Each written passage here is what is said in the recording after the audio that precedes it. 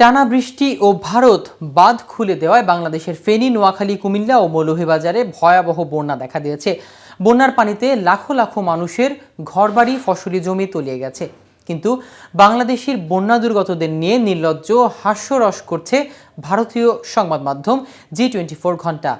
তারা বাংলাদেশিদের দুঃখ দুর্দশাকে প্রহসন করে সংবাদ প্রকাশ করছে। এমন ঘটনার পরিপ্রেক্ষিতে ভারতের গণমাধ্যম জি মিডিয়ার ওয়েবসাইট হ্যাক করেছে সিস্টেম অ্যাডমিন বিডি।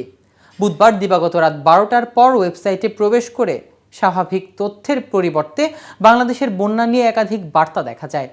কোন উদ্দেশ্যে ওয়েবসাইট হ্যাক করা হলো, কি বার্তা পাওয়া গেল ওয়েবসাইটে, এ বিষয়ে বিস্তারিত থাকছে আজকের প্রতিবেদনে। কেটিভি নিউজ 24 চ্যানেল থেকে আপনাদের সাথে আছি আমি মাহমুদুর রহমান সিয়াম।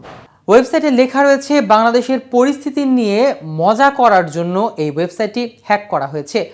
আরও নোংরা করলে নিউজ চ্যানেল দখল করে ধ্বংস করব।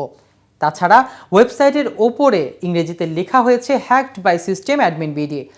ওয়েবসাইটটিতে G24 ঘন্টার প্রকাশিত ভারত ছাড়লো জল, হাবুডুবু খেতে খেতে বাংলাদেশ কাতর আরজি এই শিরোনামের একটি সংবাদ স্ক্রিনশটও যুক্ত করা হয়েছে। পাশাপাশি বাংলাদেশের পরিস্থিতি নিয়ে মজা করা বন্ধের কথাও লেখা হয়েছে। উল্লেখ্য, কয়েকদিনের টানা বৃষ্টিতে ভয়াবহ বন্যা পরিস্থিতি দেখা দিয়েছে ত্রিপুরায়। মঙ্গলবার আবহাওয়া দফতরের তরফে জানিয়েছেন, ত্রিপুরার আরও 2 দিন ভারী বৃষ্টিপাত অব্যাহত থাকতে পারে। বাংলাদেশের মধ্যাঞ্চল এবং পার্শ্ববর্তী অঞ্চলে নিম্নচাপের প্রভাবে এমন ভারী বৃষ্টি হচ্ছে বলে জানান আবহাওয়া অধিদপ্তর। এই বৃষ্টির কারণেই 4 নদীর জলের বিপদসীমার ওপর দিয়ে যাওয়া প্রবাহিত হচ্ছে। সেই কারণে প্রায় 5,600 পরিবার নিরাপদ স্থানে আশ্রয় নিতে বাধ্য হয়েছে। এখন পর্যন্ত 7 জন নিহত হওয়ার খবর পাওয়া গেছে। নিখোঁজ রয়েছে 2 জন।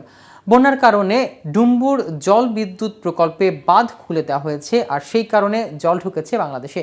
ভারী বৃষ্টিপাতের কারণে রাজ্যের দক্ষিণ ত্রিপুরা ও গোমতী জেলায় ভয়াবহ বন্যা দেখা দিয়েছে। বেলোনিয়ায় 324.4 মিলিমিটার এবং অমরপুরে 307.14 মিলিমিটার বৃষ্টিপাত রেকর্ড করা হয়েছে। ওই দিন বিকেলে 4টা পর্যন্ত হাওড়া, ধলাই, মুহুরী ও খোয়াই নদীর পানি বিপদসীমার ওপর দিয়ে প্রবাহিত হচ্ছিল।